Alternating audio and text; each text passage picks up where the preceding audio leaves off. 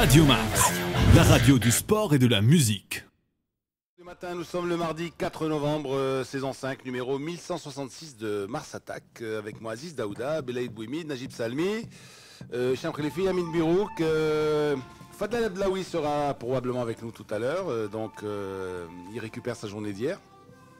Et puis voilà, on s'est retrouvé en compagnie de ce thème-là de Ennio Morricone, le bon, la brute et le truand. J'hésitais entre Marathon Men, j'hésitais entre la bataille de Marathon aussi, parce que c'était un véritable marathon. Et en fait, je me suis dit peut-être que le bon, la brute, le truand, je sais pas si ça peut aller avec ce qui s'est passé hier. Il y a des bons, il y a des brutes, il y a des truands. Maintenant, qui est le bon, qui est la brute, qui est le truand Non. Il n'y a que des bons et des naïfs, pour pas dire incompétents. Ouais. Et tu peux remplacer le B par un C peut-être? Tout le monde a cru bien faire. Ouais. Et jusqu'à hier, avec la visite de Issa Hayouti ici en grande pompe, on s'est dit il va venir pour cautionner la demande de report du Maroc. Et on avait oublié que nous-mêmes, ici, à Mars Attack, on avait dit que le Maroc avait fait peut-être une erreur en reportant un événement qui ne lui appartient pas. Ça s'est dit, c'est écrit. On l'a dit ici. Et la CAF n'a pas oublié. Elle a tergiversé, elle a cherché un plan B, et là, qu'elle vienne ici, à Rabat, annoncer sa détermination, parce que là, elle s'est comportée en patron de l'événement, c'est peut-être qu'elle a un plan B, quelque part. Ou là, qu'elle a voulu remettre le Maroc dans le sens de la marche. Alors, Najib, c'est très bien ce que tu dis là. On va en parler tout de suite après les coups de cœur, coups de gueule. Pour les coups de cœur, coups de gueule, moi j'en ai un, mais il est sportif. Ah. Je le réserverai lorsque tu lèveras le veto. D'accord. Sur les coups de gueule, les coups de cœur Alors, coup de sportifs. cœur, coup de gueule, à part avec mon ami Hicham ce matin, il y a un bus qui est passé au rouge, il y a un taxi, enfin je vous dis pas... Non mais à 6h du matin, tu as des bus qui brûlent des rouges, tu as des taxis qui te sortent de n'importe où. Il y a autre chose qui se passe de beaucoup plus haut. Bon, ça c'est le leitmotiv. J'ai deux coups de gueule. Alors, les coups de gueule. Alors. Le premier, c'est le vendeur ambulant qui est le Msmen ou le Soua, etc. Oui. Qui est en bas. Oui. Il a été agressé hier à 4h30 du matin. Donc on ne lui a rien laissé de suite, ni le fond de caisse, ni le téléphone pour pouvoir, ni quoi que ce soit. Donc à un moment ou à un autre, il va falloir quand même tirer la sonnette d'alarme. Ça se passe en plein centre-ville de Casablanca. Qu'est-ce qui doit arriver dans les quartiers périphériques? À un moment ou à un autre, la sécurité du citoyen doit prédominer. Deuxième chose. Et toi, comment tu vas être au courant de ça? On m'en a informé. Il n'a pas trouvé son semaine à 7h du matin. Il bouge chez lui à l'œil. On m'en a informé. Autre chose, vous savez que c'est Ashura aujourd'hui, donc on félicite les enfants, c'est la fête, Diel Smithio, ils reçoivent plein de cadeaux. Mais certains adolescents usent et abusent des jours qui précèdent Ashura, c'est-à-dire qu'il y a les pétards. Ouais. Et ça, Smithio, ça explose de tous les côtés, ça dérange les gens. Et depuis 3-4 jours, ça dérange le voisinage. J'habite pas loin d'un lycée de jeunes filles. Et les garçons, évidemment, prenaient un malin plaisir à jeter des pétards sur les filles. Non seulement ça, mais maintenant, il y en a qui utilisent du plastique, c'est-à-dire ils prennent des bouteilles et ils font exploser les bouteilles. Demain, ça peut être un cocktail Molotov, parce qu'au fur et à mesure, on devient de plus en plus ingénieux, et ça peut être une bombe artisanale. Chef d'établissement, faites respecter, voilà.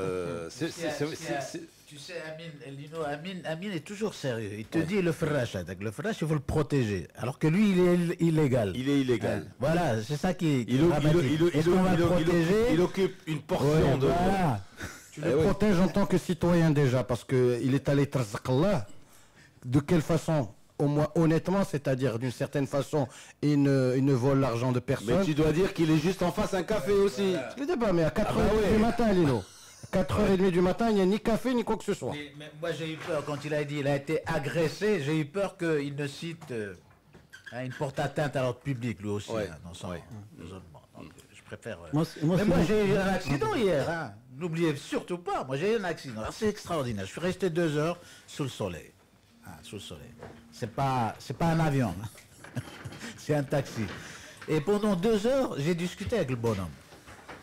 Alors à la fin, qu'est-ce que tu ferais, toi, Aziz, quand il te raconte ses problèmes? Moi, je me suis dit, allez, le constateur, quand il est arrivé, c'est moi le fautif. On est tranquille, que ça va coûter rien. Mais pour les 2 heures, on a discuté. Mais franchement, tu comprends pourquoi les chauffeurs de taxi sont dans cette situation, tu vois, de schizophrénie, tu vois, où le mec, il paye, le Smith, il paye quelque chose, 30 000 dirhams par an, 30 000 dirhams, 2500 par mois, et il doit travailler avec un deuxième chauffeur pour assurer ses revenus quotidiens, qui peuvent aller jusqu'à 400, 500 dirhams, qu'il partage à 2. Par jour?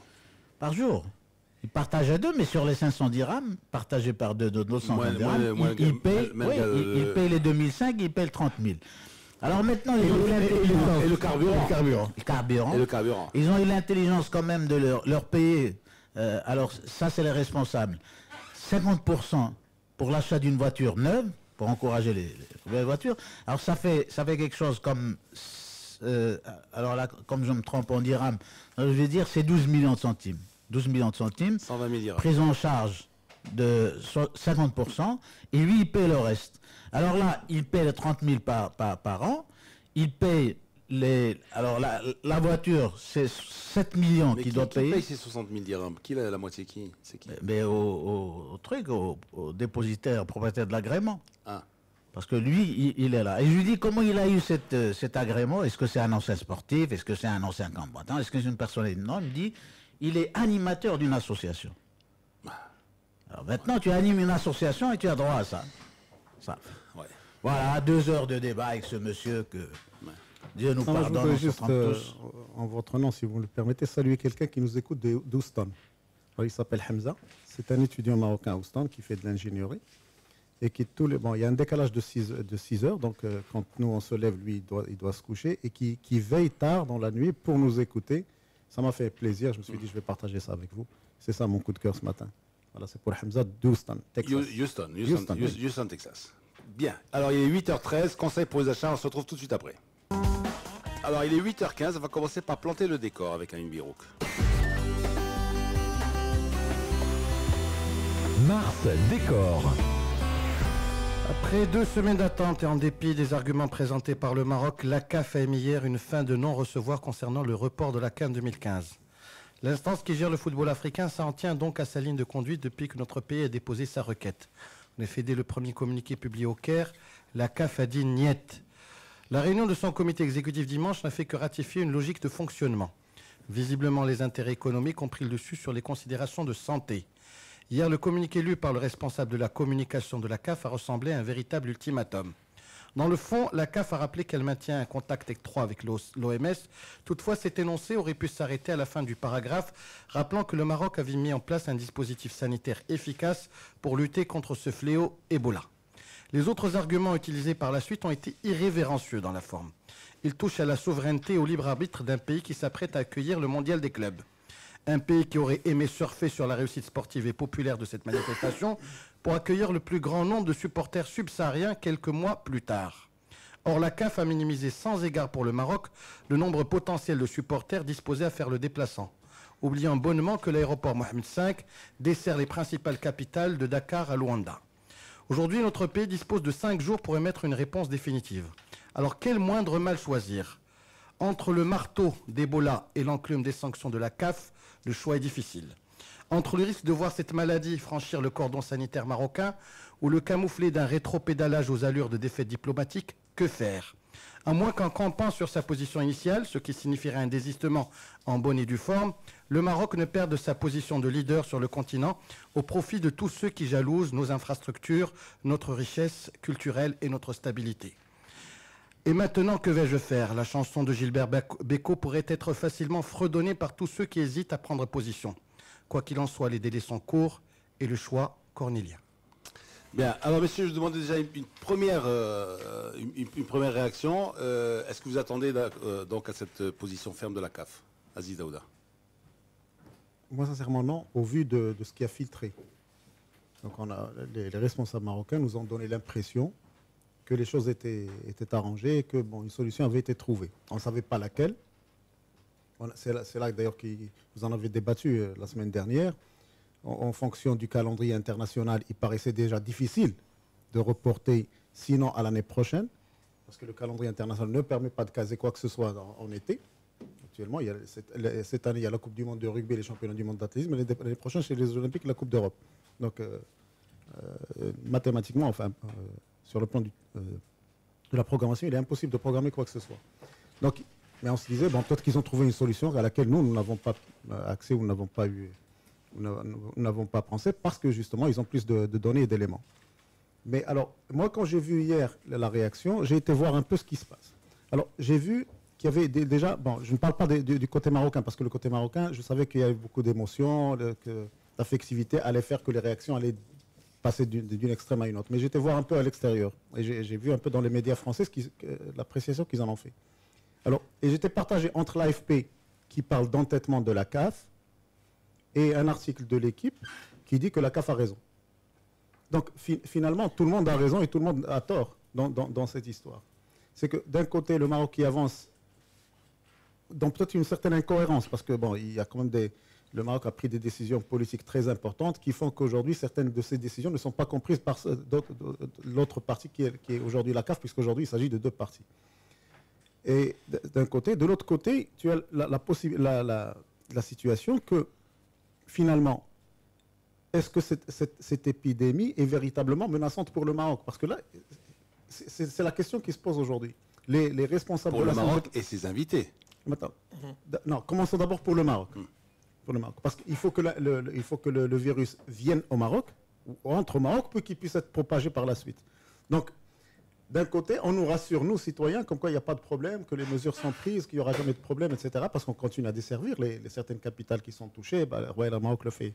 Et c'est apprécié par le monde entier que le Maroc ait le courage de continuer à transporter des ressortissants de ces pays vers l'Europe et vers le monde. Et donc, nous sommes véritablement dans une situation cauchemardesque. Moi, depuis hier, j'essaie de me dire, mais quelle est maintenant la solution? Alors, on va voir après. Hein. Ouais. Alors, ok, d'accord. Najib, comment tu as saisi cette décision de la CAF?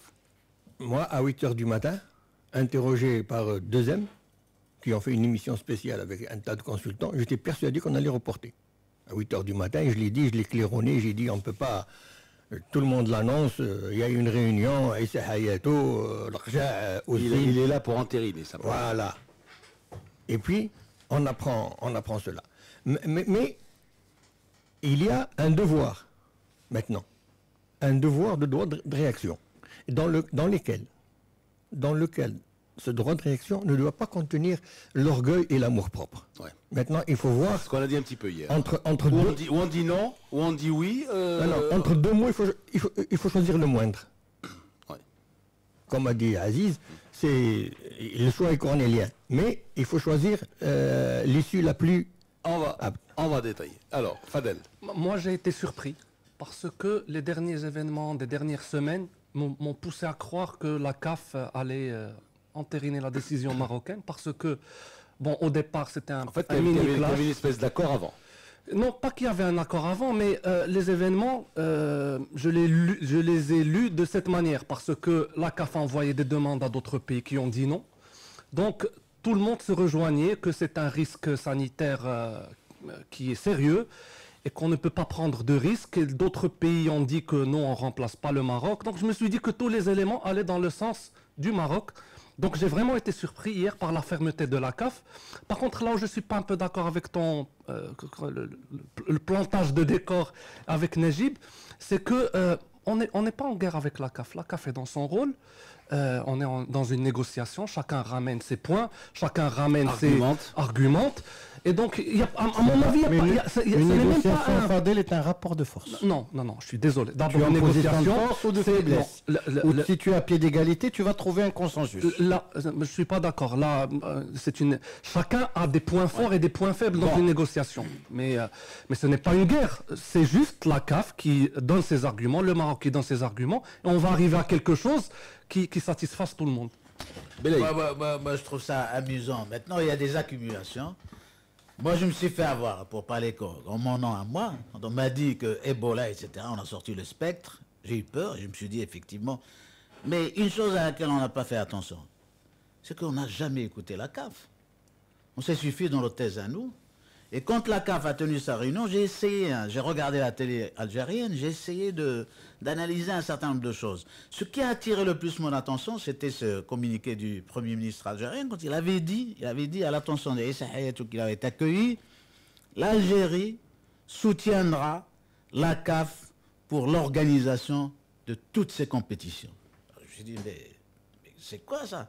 Il reçoit Issa Hayatou pour parler certainement d'autre chose que de l'organisation des compétitions, à savoir la CAN. La CAN organisée chez le voisin. Donc, ça a déclenché le déclic. Je me suis dit, mais alors là, il n'y a pas qu'Ebola, il y a autre chose. Et puis, dans tout le raisonnement qu'on a tenu jusqu'à présent, jusqu'à ce qu'il y ait eu cette décision, qui a été on ne peut plus explicite, à propos certainement de la position de la CAF, arrêtée au préalable. Voilà, et ça a été qui arrive et qui nous dit, c'est dans le texte, mais nous, on a été constamment, régulièrement en contact avec l'OMS. Et que donc nos experts, nos spécialistes étaient en relation avec l'OMS. Tout ça, on nous l'a caché quelque part. Et puis, on a tenu un discours qui aujourd'hui s'avère être défaillant. Pour être gentil, hein. Je dirais pas plus défaillant. Il est légitime, pas légitime, c'est une autre histoire. Mais pour le moins, il est défaillant. Et puis j'ai une critique aujourd'hui adressée aux médias marocains. Il faut le dire franchement. Nous ne sommes pas à la hauteur. Nous ne sommes pas à la hauteur. Pourquoi? À chacun d'expliquer les causes et la raison, mais nous sommes défaillants. C'est plus le temps où on avait quand même... Imaginez, il y a 20 ans, il y a 30 ans, je suis désolé. On avait des ficelles, on avait des interlocuteurs. On pouvait quand même approcher la vérité au moins à 90%. Et les 10%, on les laisse aux officiels pour décider à la fin. Aujourd'hui, on n'a rien. Tu vas sur le net, tu prends n'importe quoi aussi. Tu rapportes. Oui. Et aujourd'hui, tu te rends compte qu'on est coupé de ces décideurs. Est-ce que c'est parce que ces décideurs qui sont jeunes, qui n'ont pas de background ni d'accumulation? Ça aussi, c'est grave. Nous avons une élite sportive qui ne connaît pas Israël. Les temps ont changé. Ou non. Les temps ont changé, mais sans nous. Avant, quand un match, tu terminais un match, tu descendais au vestiaire, tu parlais avec tous les joueurs. Maintenant, qu'est-ce qu'on fait? Maintenant, tu es dans une salle, dans une salle où tu es concentré avec tous tes collègues, et puis on t'emmène un entraîneur et un joueur. Oui, en plus, on n'a pas assuré l'alternance au niveau de la représentation du Maroc au sein des institutions sportives internationales. Ça aussi, ça joue, ça pèse. Tu n'as personne. Bon, alors, conseil pour les achats. Ensuite, on va revenir sur la genèse, hein, si vous voulez, de cette demande de report. Et on va, point par point, on va examiner le communiqué de la CAF. Alors, on est très USA ce matin. Il y a Rachid OCK qui nous écoute du Michigan. Hein. Hi, guy, how are you? 3h15 du matin. 3h15, oui, c'est vrai, parce que... C'est pas al-khil. Alors, Il y en a qui nous écoutent de se dire Qassem Making. Ils sont aussi importants que nous. Ouais, mais attends, ils sont déjà réveillés. Non, mais c'est le même principe. Hein. Il suffit d'allumer la radio ou un site. Ouais. Quelqu'un qui va jusqu'à 2h du matin pour t'écouter, c'est quand même pas... Ouais. c'est comme ça. Mais on va pas lui adresser la médaille d'or de... Ouais. Bon, alors, on a quelques SMS déjà, hein, au 50-30, coup du SMS, Sylvain TTC. Mars Attack, les SMS. Ils sont déjà fort nombreux, mon cher ami. Oui. C'est quoi ce pétrin dans lequel nous a mis la FRMF avec la CAF? Il y va de la crédibilité de tout un pays et qui profitera uniquement à nos adversaires. Ne s'agirait-il pas d'un compromis passé entre le Maroc et la CAF, le maintien du refus marocain sur un argument qui désengagerait la CAF vis-à-vis du Maroc? Bonjour Lino, le Maroc hors jeu. La CAF gifle le Maroc et nos responsables sourient à Hayatou, lamentable. Reste les dirigeants Ishiro Sabo le kef pour le report et chacun Aziz Ali Hayatou, Ramsis de Meknes. Bon, ça c'est de l'humour. Le budget du film est 7 mercenaires, 3 millions d'euros. Mes chers amis, vous-même, vous êtes emportés au moment de la décision du Maroc. Et en vous écoutant, moi-même, j'étais persuadé que le Maroc n'allait pas organiser la CAN quoi qu'il arrive. Je me rappelle des bravos patriotiques de Sidi Daouda. Alors, un appel au calme, s'il vous plaît. Lino, tu es un pro et avec cette musique, tu plantes le décor. S'il peut nous appeler à 10h, je lui donnerai un petit proverbe sicilien. Je peux pas parce que c'est...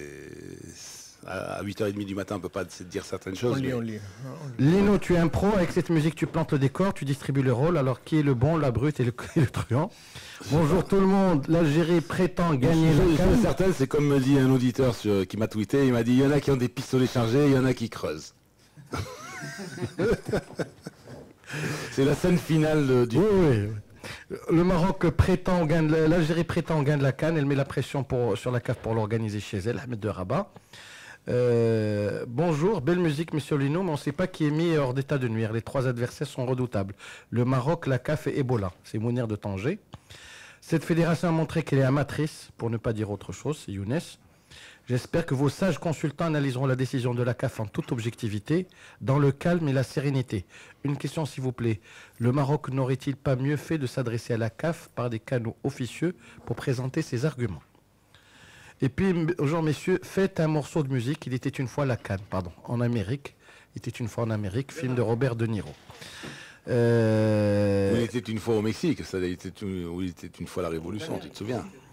C'est le dernier film de Sergio Leone. Bonjour la rente au plus beau pays du monde et on dit que c'est difficile de trouver une solution pour les taxis.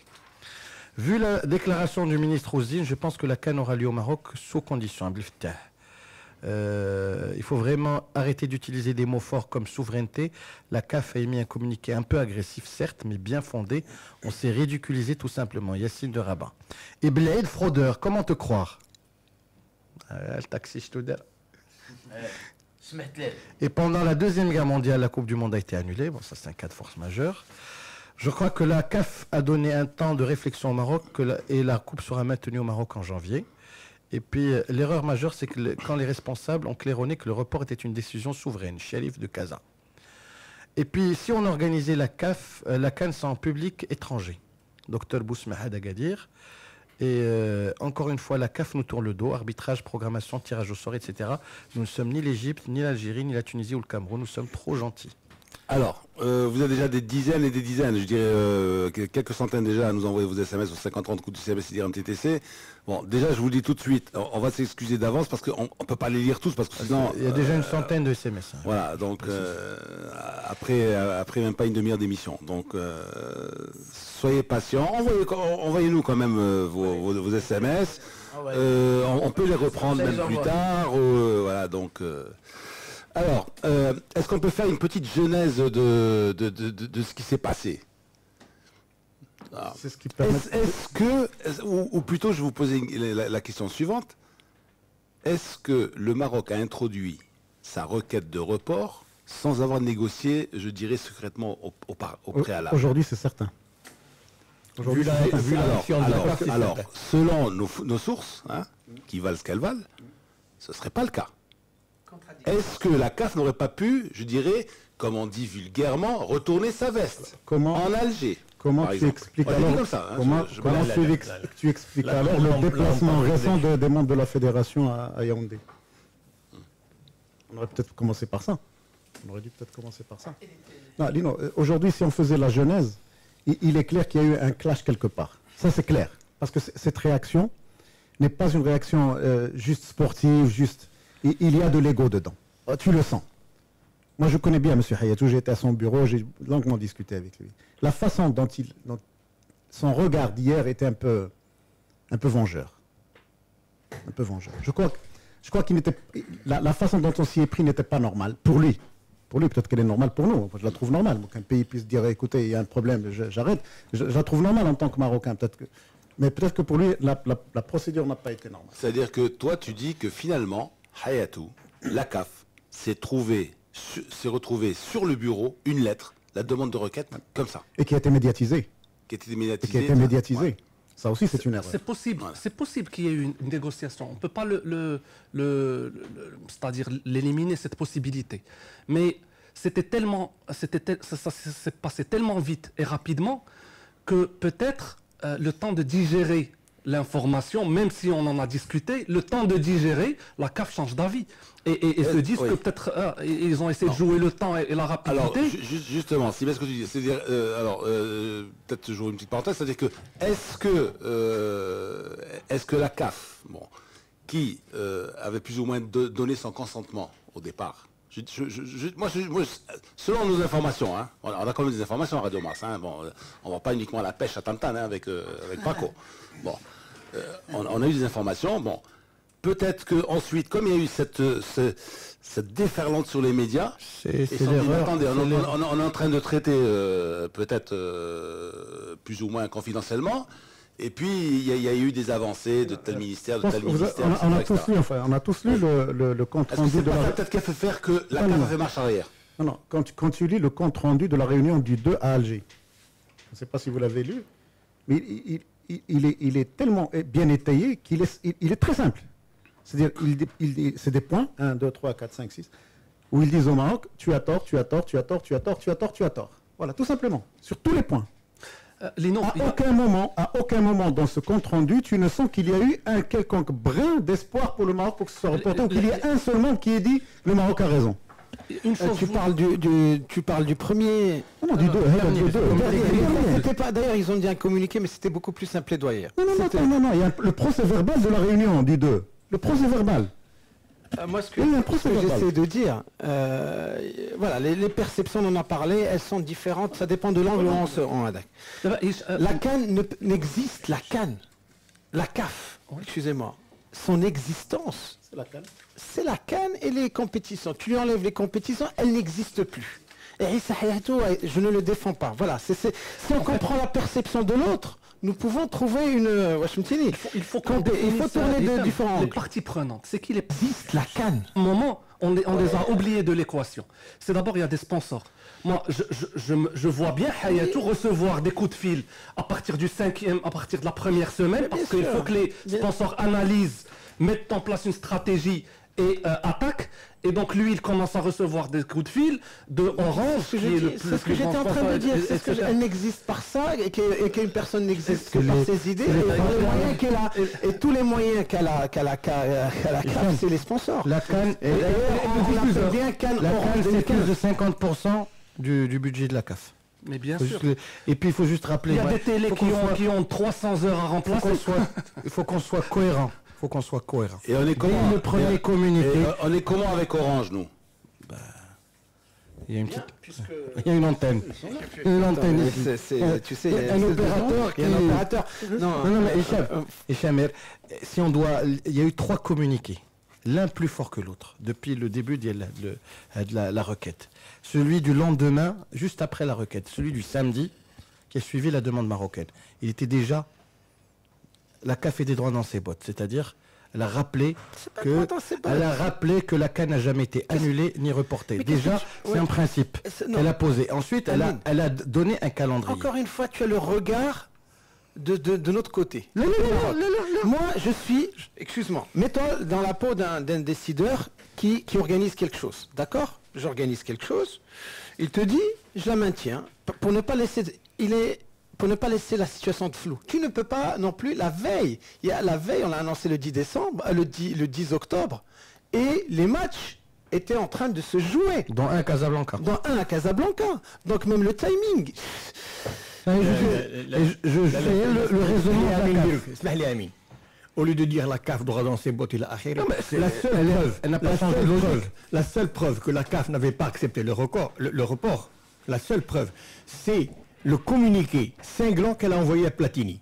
Quand Platini s'est dit en faveur du report, ils lui ont dit occupe-toi de tes affaires. Et ça, c'était un communiqué assez contre un vice-président de la FIFA, contre une sommité comme Platini et contre un collègue de travail. Il est membre du comité exécutif de la FIFA, autant que toi-même, tu es vice-président. On aurait dû se dire attention, la CAF la mauvaise, je crois qu'on a gaffé quelque part. Et il faut aujourd'hui reconnaître, au lieu de tout jeter sur l'Algérie, le complot algérien, la CAF de Maghreb et il faut se dire que le responsable... Si le 9, ils te disent la coupe se joue en Algérie, qu'est-ce que tu fais? On l'aura bien cherché. Mais nous, on a encore la main. Et il faut avaler notre orgueil, reconnaître qu'on a fait une erreur et dire on l'organise, au risque et au péril de la CAN. On l'organise. Vous dites qu'il n'y a pas de risque d'Ebola. On l'organise. On va bien voir. C'est ça la solution. Najib, mais de quel orgueil on parle? Expliquez-moi de quel orgueil. Le Maroc, comme tu as dit hier, selon les informations du moment, a décidé un report. Selon les informations d'aujourd'hui, on peut décider qu'il n'y a plus de report. Il faut pas rentrer dans l'orgueil ou dans l'amour propre, le patriotisme ou quoi que ce soit. C'est une négociation. Voilà, tu l'as si bien dit. Voilà, c'est ce que j'ai dit. La décision a été encore, et on l'a pris pour moi, j'ai dit, il y a des avions qui ne décollent pas à un instant T. parce que le climat n'est pas propice pour que les avions décollent. On décide, mais cette décision, elle n'est pas éternelle. C'est ce que j'essaie de dire. Bon, il y a eu des conditions, il y a eu des rapports qui ont fait en sorte qu'on prenne cette décision. Or, il se trouve que les mêmes rapports, un temps plus 20 jours, là, un mois, sur lesquels s'est reposée la CAF pour prendre sa décision, ont changé. Bon, maintenant, nous, de notre côté, il n'y a que la morale. Il n'y a ni sentiment, ni moralité. Il n'y a que la raison, je veux dire. Il n'y a que la raison. Maintenant, si on raisonner comme ça, moi je voudrais bien que quelqu'un m'explique. Maintenant, chacun émet des vœux pour dire ceci, cela. Non, on n'a pas. Est-ce que quelqu'un peut m'expliquer dans quelle configuration on est, qu'est-ce qui va se passer? C'est ce que j'attends de vous. Si vous voulez qu'on se mette à dire ceci, cela, non. Qu'est-ce qui va se passer réellement? Pour moi, la chose est simple. Le communiqué d'hier a un temps d'ultimatum. Il a un temps d'ultimatum. Alors, justement, vous organisez ou vous n'organisez pas, on vous donne jusqu'au 8 pour vous décider à organiser. C'est ça que ça veut dire.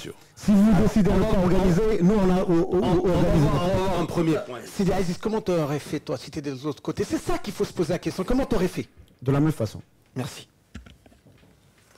Et les gars, là j'ai du mal à vous comprendre. Oui, à vous suivre. Parce que là vous répondez en manière flash. Moi, on est dans quelle configuration maintenant? La CAF a raison. Non, mais il n'y a pas à juger la CAF. Ils ont écrit, ils ont raison. Pourquoi les intérêts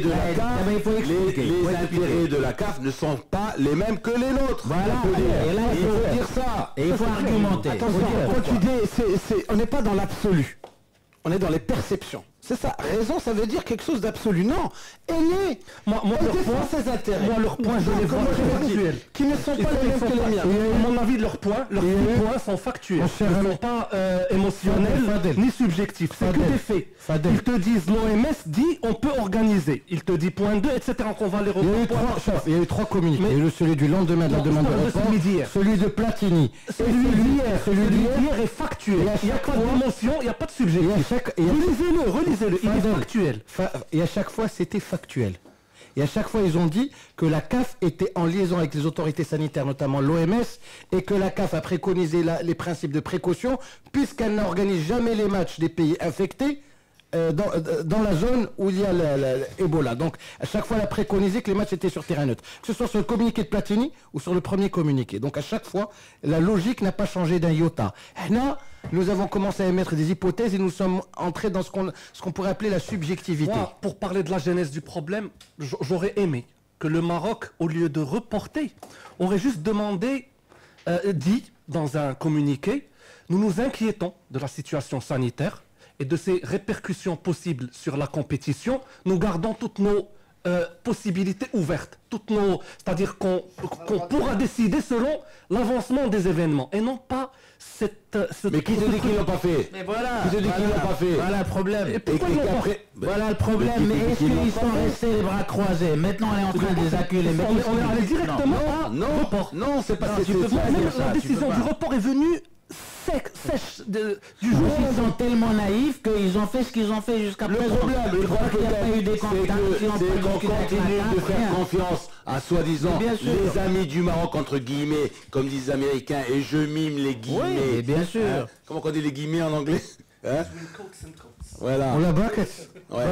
Tu comprends? Voilà, c'est ça le problème. Parenthèse. Ah, Flaine, c'est un ami du Maroc. Ah, Flaine, oui. Et après, quand tu vas, au moment de régler les comptes, eh ben, tu t'aperçois que les mecs sont en face. Ils sont pas à tes côtés. Parce qu'il faut ménager ses amis. Il faut ménager et respecter ses amis. D'abord. Ah oui, c'est tout. Et ça a été le président de la CAF. On l'a dit, on ne le répétera jamais. Ils défendent les intérêts de la CAF et de la CAN à travers la CAN. Tu ne peux pas dire autre chose que ça. Il ne va pas se suicider et tuer la CAF pour les beaux yeux de X, Y ou Z. Ce n'est pas un problème d'ego. Maintenant, est-ce que nous, on a été dans la capacité de négocier en tenant compte de tous les critères réunis, est-ce qu'on connaît à fond Issa Hayatou? Quand les gens te disent, ils te disent. Écoute, tu as quelqu'un qui est conseiller du président qui connaît très bien Hayatou. Mais ça veut rien non, dire. Ou non Moi je dis les coulisses. Comment les coulisses de la CAF, les intérêts de la CAF, l'organisation d'une CAN, ça c'est sacré chez les gens de là. Alors moi je vous dis beaucoup de légèreté. À mon avis, je vais vous dire un truc, une caricature. À l'arrivée d'Aïssa Hayatou, qui est venu au micro à la télé, 2 dirigeants fédéraux, qu'est-ce qu'ils ont dit? Ils ont dit, savez, alhamdoulilah, Tajil. Mais là, c'est vrai, c'est authentique. Alhamdoulilah, c'est ce qu'ils ont dit, c'est des responsables fédéraux. Est-ce que tu as le droit de dire des choses comme ça à l'opinion publique? Mais je suis désolé, c'est pas aussi simple quand on veut vraiment nous débiliser au point de faire de nous des gens, mais vraiment. Et là, je dis, bon, maintenant, il faut analyser objectivement, froidement, quels sont les intérêts de la CAF, qui n'est pas contre nous, qui n'est pas d'essence contre nous. Il faut analyser quels sont les intérêts de la CAF, quels sont les intérêts du Maroc, qu'est-ce qui s'est passé entre temps, qu'est-ce qu'il faut faire. On oublie 2 choses essentielles. D'abord, il n'y a pas négociation, il y a discussion parce que nous sommes partenaires, nous sommes du même côté. Quand on se porte candidat, quand on est accepté, quand on a été désigné pour organiser, on est du même côté que l'instance qui supervise la. Donc, il n'y a pas de négociation. Donc, c'est pour ça que moi, cette lettre me dérange. On ne s'écrit pas à ce niveau-là, on discute. Et on discute en bureau, en réunion de travail, on ne discute pas devant la presse. À un certain moment. Mais qui te dit qu'ils n'ont pas discuté d'abord de manière confidentielle? Et qui te dit qu'ensuite on n'aurait pas dit, bon ok, alors maintenant, officialisez, faites la lettre? C'est possible. C'est possible. C'est possible. Hein. Non, c'est possible. On en a vu d'autres. Hein. Justement, si tu me laisses finir mon raisonnement, tu vas trouver. La question maintenant est de savoir pourquoi il y a eu ce clash. À quel moment il y a eu clash? Or, l'impression que nous a donné la CAF, c'est que dès le départ, il y a eu clash. Parce que Amine, tout à l'heure, a parlé du premier communiqué. Dans le premier communiqué, ils disent pas de report, la CAF aura lieu, et ils demandent des candidatures. Parce que le communiqué, il est postérieur ou non à certaines interventions qui sont faites en complément à la lettre? Non, il est venu juste après la lettre. Donc on ne sait pas. Non, on n'est pas censé le savoir. On n'a pas les moyens de le savoir. Non, mais Lino, ce qui m'étonne, moi, dans le communiqué d'hier, on reparle de lancer des candidatures. Mais les candidatures, elles ont déjà été lancées. Aucun n'a répondu favorablement. Donc aujourd'hui, si on veut relancer, si on dit qu'on va relancer, ça veut dire qu'il y a quelqu'un qui veut organiser. Ça veut dire que la CAF a une solution. On revient à ce qu'a dit tout à l'heure. S'il te plaît, on tabaraka. S'il te plaît, donc, on revient à ce qu'a dit Belaïd Bouimi tout à l'heure. Oui, finalement, bon, le plan B existe. Alors qu'on a toujours dit que le plan B n'existait pas. Ils ont parlé de candidature conjointe entre la Tunisie et l'Algérie, on en a parlé. C'est pas la presse. Ça, c'est les médias. Un ministre nigérian, donc ça c'est selon l'équipe, a laissé la porte ouverte. Le premier ministre nigérien. Voilà, Nigérien a laissé la porte ouverte. Voilà, selon l'équipe, voilà. Donc, maintenant, c'est de la politique, ça n'est plus du sport. Ça va se régler. On va être tous étonnés du pays qui va être désigné. C'est pas ce qu'on pense. Le pays qui va être désigné va peut-être être financé par certains, etc. Ça va s'organiser. Si le Maroc ne le prend pas, c'est ficelé, c'est arrangé. C'est un dossier qui est en instance. C'est pour ça que la CAF est venue de manière forte le dire au Maroc. On ne rigole plus, voilà. Donc vous pourquoi ils ne l'ont pas dit à Alger? Ils ont tenu leur procès verbal comment vous dites, en embargo jusqu'à ce que Issa Hayatou vienne. Pratiquement en concomitance, le procès verbal est paru. Quand je l'ai lu, j'ai dit waouh, c'est la catastrophe. Il ne va pas venir ici pour aller contre ce procès verbal. Dans le procès verbal, il est dit que la CAN aura lieu aux dates précises, aux dates du départ. Donc, aujourd'hui, si le Maroc veut récupérer cette CAN, c'est des décisions politiques. Je ne sais même pas s'il y a lieu encore d'en débattre. C'est les politiques qui vont décider d'organiser ou pas la CAN au Maroc. Et puis c'est tout, avec les conséquences que ça peut engendrer. Mais les conséquences, les politiques vont certainement les mesurer, les peser bien avant de prendre leurs décisions. Mais sinon, ça n'est plus une décision sportive. D'ailleurs, Issa Hayatou, il a dit les instances nationales marocaines. Il n'a même pas parlé de la fédération marocaine. Parce qu'il a compris que la fédération était hors jeu. Il a été reçu par le chef du gouvernement marocain pendant 15 minutes. Pourquoi rien n'a filtré de ça? Pourquoi il n'y a pas eu une déclaration d'un porte-parole du gouvernement? Parce que c'est quand même le Premier ministre du pays qui a reçu. Et après, il n'y a pas eu de communiqué. Je trouve ça pour bizarre. laisser la porte ouverte. Puisque bizarre. À la décision politique. Non, mais Comment on a capoté dans cette affaire. il y a une chose qu'il faut souligner aussi, c'est que nos politiques, quelque part, sont sportiphobes. Je suis désolé. Attends. Généralement, les chancelleries, pas uniquement chez nous, elles émettent des communiqués comme ça, ne serait-ce que pour donner quelque chose de... En 3-4 phrases, tu peux rester très très vague, mais moi tu balances de 3 phrases. Mais bien sûr, un petit communiqué, t'as pas besoin de faire un communiqué de la décision est très importante. L'affaire est devenue très importante politiquement.